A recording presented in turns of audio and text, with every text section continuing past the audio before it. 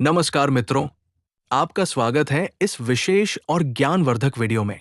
आज हम आपको सीमेंट और एपॉक्सी रेजिन हार्डनर से एक ऐसा सुंदर, मजबूत और आकर्षक सिंक या वॉश बेसिन बनाने की पूरी कहानी बताने जा रहे हैं, जो देखने में पत्थर जैसा, छूने में चिकना और वर्षों तक चलने वाला होता है। ये कहानी केवल एक उत्पाद बनाने की नहीं है, बल्कि धैर्य, संतुलन और सही प्रक्रिया से कच्चे पदार्थ को कला में बदलने की यात्रा है। मित्रों, जब सीमेंट और एपॉक्सी रेजिन को सही अनुपात में मिलाया जाता है, तो ये मिश्रण साधारण सीमेंट से कहीं अधिक मजबूत, जलरोधी और टिकाऊ बन जाता है। सबसे पहले हम समझते हैं कि इस प्रक्रिया की शुरुआत कहाँ से होती है। इस काम के लिए हमें चाहिए अच्छी गुणवत्ता का साफ और महीन सीमेंट, उपयुक्त ग्रेड की एपॉक्सी रेजिन, उसका हार्डनर, एक तैयार किया गया सिंक या वॉश बेसिन का सांचा, मिश्रण के लिए बर्तन और घिसाई तथा परिष्करण के औजार। जब सारी सामग्री एकत्र हो जाती है, तो सबसे महत्वपूर्ण चरण आता है मिश्रण तैयार करने का। सीमेंट को पहले अच्छी तरह छान लिया जाता है, ताकि उसमें कोई कण या अशुद्धि न रह जाए। इसके बाद एपॉक्सी रेजिन और हार्डनर को कंपनी द्वारा बताए गए निश्चित अनुपात में मिलाया जाता है। यहां पर जरूरत होती है धैर्य और सावधानी की, क्योंकि अगर अनुपात में थोड़ी सी भी गलती हो जाए तो पूरा मिश्रण कमजोर पड़ सकता है। जब रेजिन और हार्डनर आपस में पूरी तरह मिल जाते हैं, तब उसमें धीरे धीरे सीमेंट मिलाया जाता है। मिश्रण को लगातार चलाया जाता है जब तक कि वह एकसार, गाढ़ा और बुलबुले रहित न हो जाए। यही वो क्षण होता है जब कच्चा पदार्थ धीरे धीरे एक मजबूत संरचना का रूप लेने लगता है। अब आता है ढलाई का चरण। तैयार मिश्रण को सावधानी पूर्वक सिंक या वॉश बेसिन के सांचे में डाला जाता है।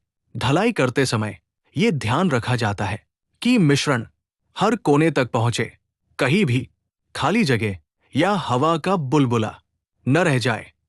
इसके बाद सांचे को हल्के हल्के हिलाया जाता है, ताकि अंदर फंसी हुई हवा बाहर निकल सके।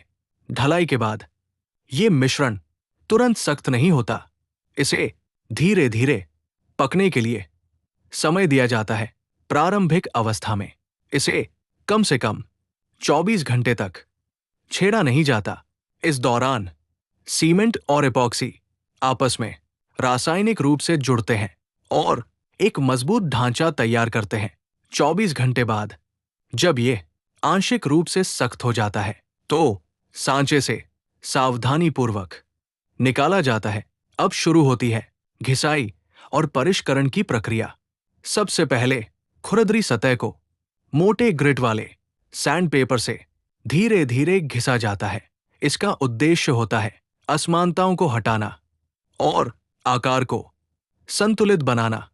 इसके बाद मध्यम और फिर बारीक ग्रिट के सैंडपेपर से घिसाई की जाती है, जिससे सतह और अधिक चिकनी होती जाती है। अब आता है पानी में भिगोने का चरण। तैयार किए गए सिंक या वॉश बेसिन को पूरी तरह पानी में डुबो दिया जाता है। इसे 24 घंटे और कई बार 48 घंटे तक पानी में भिगोकर रखा जाता है। ये प्रक्रिया सीमेंट को पूरी तरह पकने में मदद करती है और अंदरूनी मजबूती को कई गुना बढ़ा देती है।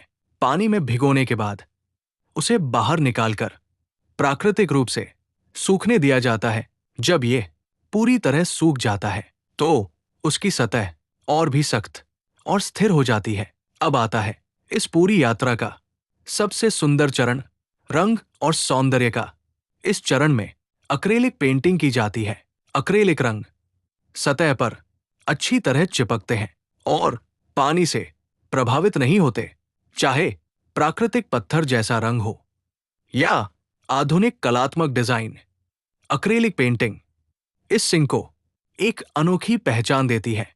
रंग भरने के बाद उस पर एक सुरक्षात्मक परत लगाई जाती है। ये परत सतह को पानी दाग और खरोंच से बचाती है। यही कारण है कि ये सिंक न केवल सुंदर दिखता है, बल्कि लंबे समय तक अपनी चमक बनाए रखता है। मित्रों, इस पूरी प्रक्रिया के बाद जो सिंक या वॉश बेसिन तैयार होता है, वह सिर्फ एक उपयोगी वस्तु नहीं, बल्कि कला का एक नमूना बन जाता है। ये घर, होटल, रेस्तरां या किसी भी आधुनिक स्थान की शोभा बढ़ा सकता है।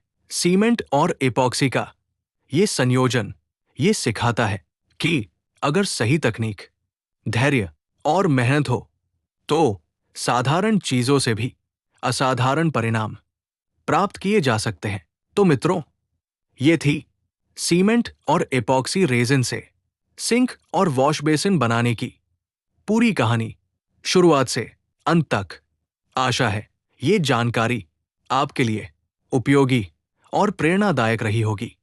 अगर आपको ये वीडियो पसंद आया हो, तो इसे साझा करें और अपने विचार टिप्पणी में जरूर बताइए। देखने के लिए आपका बहुत बहुत धन्यवाद। नमस्कार।